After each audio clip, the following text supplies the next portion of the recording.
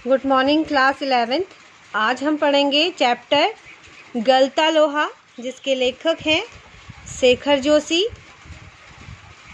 गलता लोहा शेखर जोशी की आज हम चैप्टर के क्वेश्चन आंसर यहाँ पर देखेंगे।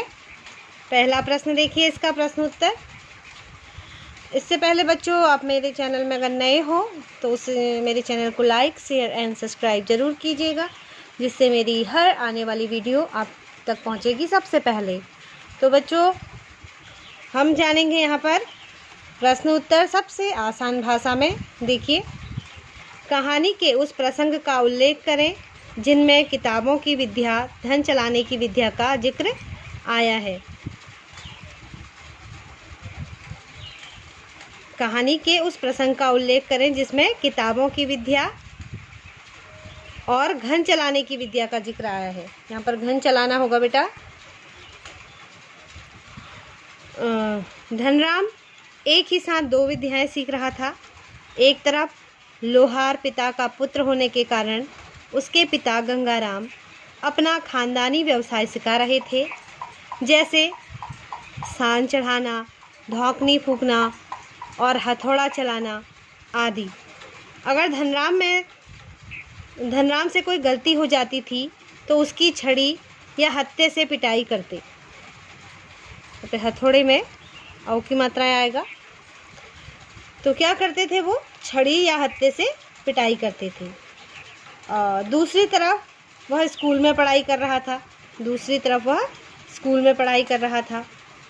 उसके दिमाग में गणित नहीं बैठता था, तो मास्टर त्रिलोक सिंह उसे 13 का पहाड़ा सिखाते सिखाते थक जाते थे। 13 यानी कि 13 का पहाड़ा, और संटी से पीटते थे। तो ये जो धनराम जैसे बच्चे होते हैं और जो मोहन जैसे बच्चे होते हैं, उनको कितनी बारीकी से यहाँ पर कवि जो थे शेखर जोशी ने जाना, उनके बचपन को जाना और उसको यहाँ पर अभिव्यक्ति प्रदान करी और अपनी लेखनी में उनको उकेरा। तो बहुत ही सूक्ष्म दृष्टि उनकी रही होगी। तो अब देखिए, धनराम मोहन को अपना प्रतिद्वंदी क्यों नहीं समझता था? अगला प्रश्न है, जिसका उत्तर यहाँ पर आप देख सकते हैं। धनराम नीची जाति से अर्थात लोहार और मोहन ऊंची जाति से अर्थात ब्राह्मण था। जातिगत भेदभाव के कारण धनराम को यह बात अच्छी तरह समझ में आ गई थी कि वह स्वयं नीची और मोहन ऊंची जाति का है। मोहन पढ़ाई में भी बुद्धिमान था। उसकी प्रतिभा के कारण मास्टर त्रिलोक सिंह ने उसे कक्षा का मॉनिटर बना दिया था। मास्टर साहब अक्सर मोहन की प्रशंसा करते हुए कहते कि एक दिन बड़ा होकर मोहन उनका और स्कूल का नाम ऊंचा करेगा। बच्चों, उम्मीद है आपको मेरी वीडियो से लाभ मिलता होगा। और आपको मेरी वीडियो से लाभ मिलता है या नहीं, या आपको कैसा लगता है, या आपको मेरी वीडियोस कैसी लगती हैं, मुझे कमेंट करके ज़रूर बताइएगा।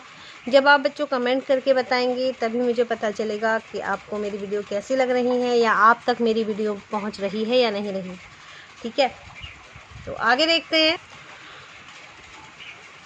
मैंने बच्चों क्लास 11, 12, 8th से लेकर 12th तक की सारी वीडियोस प्लेलिस्ट में क्रिएट की हैं। आप प्लेलिस्ट के ज़रिए भी मेरी वीडियोस देख सकते हैं। उसमें मैंने अलग अलग क्लासेस को अलग अलग प्ले लिस्ट बनाई है उन सब की।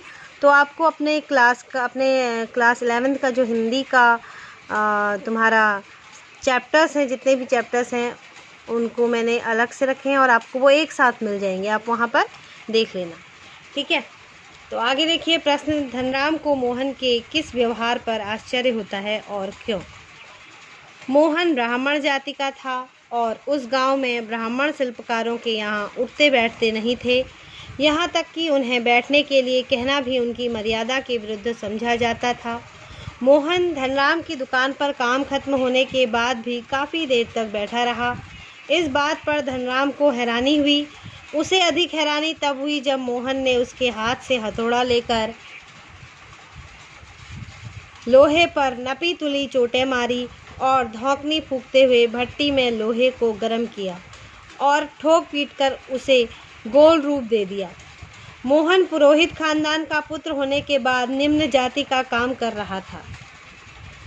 आगे देखिए, मोहन के लखनऊ आने के बाद के समय को लेखक ने उसके जीवन का एक नया अध्याय क्यों कहा?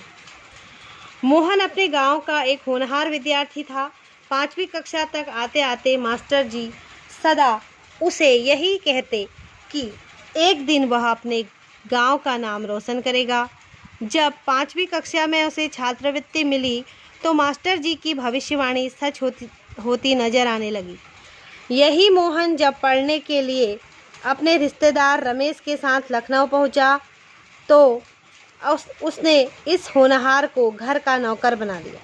बाजार का काम कराना, घरेलू कामकाज में हाथ बटाना, इस काम के बोझ ने गांव के मेधावी छात्र को शहर के स्कूल में अपनी जगह नहीं बनाने दी। आगे देखिए, मास्टर त्रिलोक सिंह के किस कथन को लेखक ने जबान के चाबुक और क्वेश्चन थोड़ा 1 मिनट में इसको जबान है यहाँ पर बच्चों, यहाँ पर आप लिखोगे जुबान, जुबान का को नहीं आएगा, जुबान का चाबुक कहा। ये दो बार है तो इसको हम हटा देते हैं। तो मास्टर त्रिलोक सिंह के किस कथन को लेखक ने जुबान का चाबुक कहा है और क्यों? इसका उत्तर बेटा देख सकते हो आप। जब धनराम 13 का पहाड़ा नहीं सुना सका तो मास्टर त्रिलोक सिंह ने व्यंग वचन कही, तेरे दिमाग में तो लोहा भरा है रे, विद्या का ताप कहाँ लगेगा इसमें। तो लेखक ने इन व्यंग वचनों को जुबान का चाबुक कहा। जुबान का चाबुक कहा है। चमड़े की चाबुक शरीर पर चोट करती है, परंतु जुबान का चाबुक मन पर चोट करता है। यह चोट कभी ठीक नहीं होता। यह चोट जो चाबुक होता है, जो जुबान का चाबुक होता है, वह मन पर चोट करती है। यह चोट कभी ठीक नहीं होती है। नेक्स्ट क्वेश्चन देखिए, उसकी आंखों में एक सर्जक की चमक थी।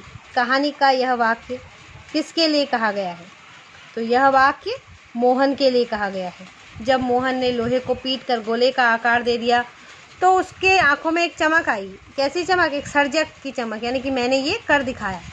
ठीक है, किस प्रसंग में कहा गया है? ये किस प्रसंग में कहा गया है? यह वाक्य मोहन के लिए उस समय कहा गया था, यह अधूरा है, उस समय कहा गया था जब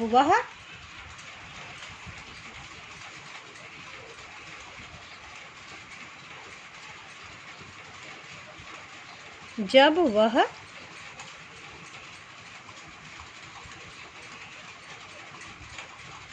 धनराम के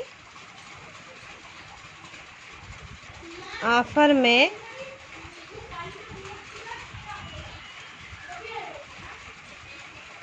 बैठा था और उसने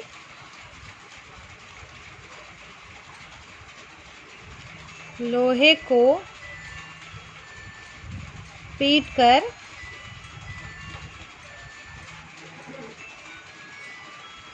गोल आकार दिया था।